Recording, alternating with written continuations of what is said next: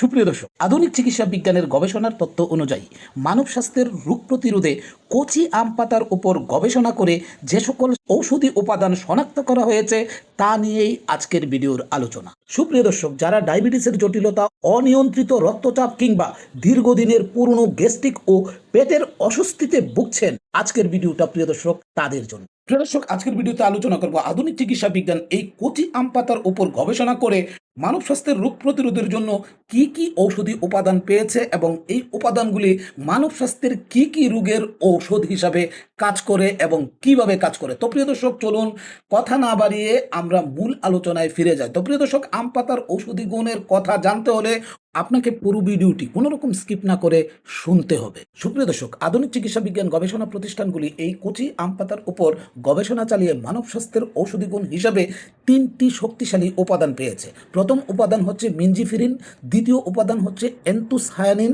তৃতীয় উপাদান হচ্ছে টানিন। প্রিয় দর্শক, এবার আসুন এই তিনটি উপাদান আমাদের শরীরে কি কাজ করে। মেনজিফ্রিন, এই মেনজিফ্রিন আম পাতার সবচেয়ে শক্তিশালী প্রধান কেমিক্যাল। গবেষণায় দেখা গেছে মেনজিফ্রিন শরীরের ইনসুলিনের সংবেদনশীলতা বাড়াতে এবং রক্তে গ্লুকোজ লেভেল দ্রুত কমাতে সাহায্য করে। একই সাথে এটি রক্তনালীর প্রদাহ দূর করে রক্তচাপ নিয়ন্ত্রণে সরাসরি ভূমিকা রাখে। এবার আসুন দ্বিতীয় উপাদানের কথা বলি। দ্বিতীয় উপাদান হচ্ছে অ্যান্থোসায়ানিন।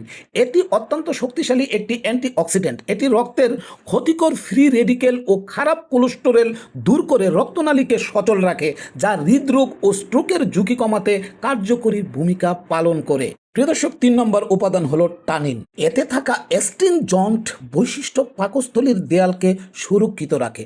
এটি পাকস্থলীতে অতিরিক্ত অ্যাসিড নিঃসৃত হতে দেয় না।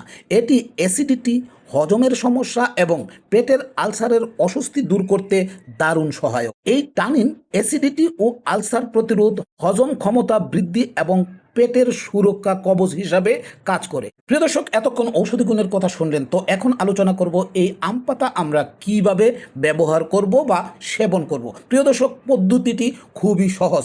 4 থেকে 5টি কচি আম পাতা ভালোভাবে পানিতে ধুয়ে পরিষ্কার করে নিন। তারপর প্রিয় দর্শক, চা বানানোর মতো 10 মিনিট ভালোভাবে ফুটিয়ে নিন।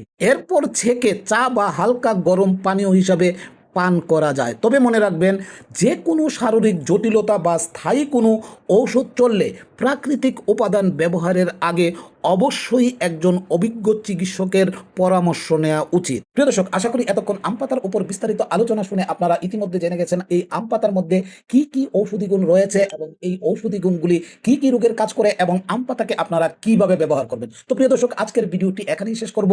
বিদায় নিব।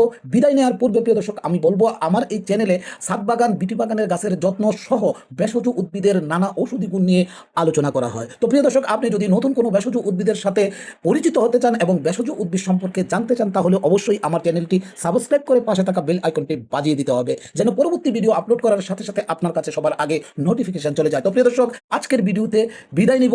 দ্রুতই ফিরবো নতুন ভিডিওতে। ততক্ষণ পর্যন্ত প্রিয় দর্শক, আপনারা ভালো থাকুন, সুস্থ থাকুন আর নিরাপদে পথ চলুন। আল্লাহ হাফেজ।